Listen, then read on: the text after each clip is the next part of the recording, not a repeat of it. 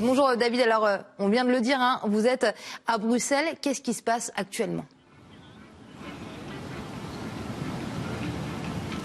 Oui, alors comme on a pu le suivre toute la journée, les convoyeurs de la liberté se sont rassemblés une première fois ce matin à Villepinte pour ensuite prendre la direction de l'aéroport de l'île Lesquin. Alors certains sont allés à l'aéroport et d'autres sont venus directement à Bruxelles par peur de se faire stopper à la frontière belge par les forces de l'ordre. C'est ce qui s'est passé par exemple ce matin pour certains convoyeurs qui étaient à Fontainebleau. En tout cas, Bruxelles se prépare à accueillir cette manifestation. On a pu apercevoir dans la ville des canons à eau disposés un peu partout, de nombreux camions de gendarmes et policiers, et puis les panneaux de signalisation également qui préviennent de fortes perturbations de la circulation dès demain à prévoir ici même à Bruxelles. Malgré les heurts et les tensions qu'il y a pu y avoir hier lors de la mobilisation à Paris, eh bien les convoyeurs de la liberté sont toujours aussi motivés, aussi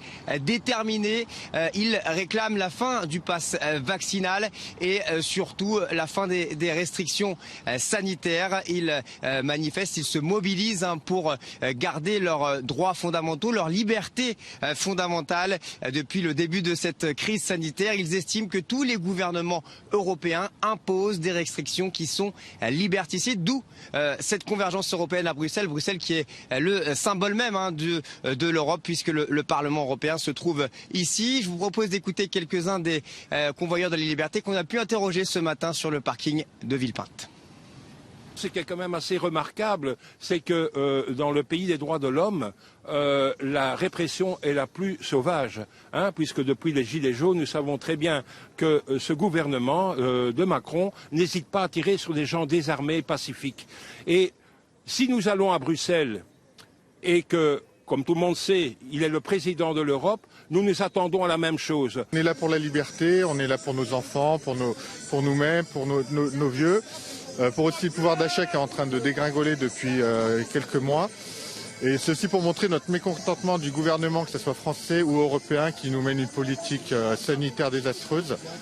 Donc voilà, on n'est pas anti-vax, on est contre les mesures sanitaires et on va dire la mise à côté d'une certaine population qui refuse de se plier au gouvernement et à l'idéologie sanitaire. C'est le ras-le-bol de tous les citoyens, je vous dis que ce soit français, belge, c'est tout le monde en a vraiment ras-le-bol et on n'est pas écouté et regardez comment on nous répond.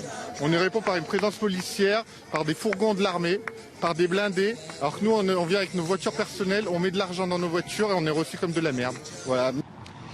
Pour éviter d'éveiller tout soupçon de la part de la police, eh bien le convoi de la liberté s'est un peu dispatché. L'objectif pour eux est d'arriver de manière morcelée à la frontière belge afin de ne pas attirer l'attention sur eux. Ce qu'on a pu remarquer sur la route, eh bien, c'est que sur les aires d'autoroute, eh bien, les policiers belges opéraient des contrôles, des contrôles de véhicules pour voir leurs véritables intentions quant à leur rentrée en Belgique, qui témoigne donc d'une tension palpable à la veille d'une manifestation qui s'annonce historique. Merci David pour toutes ces précisions.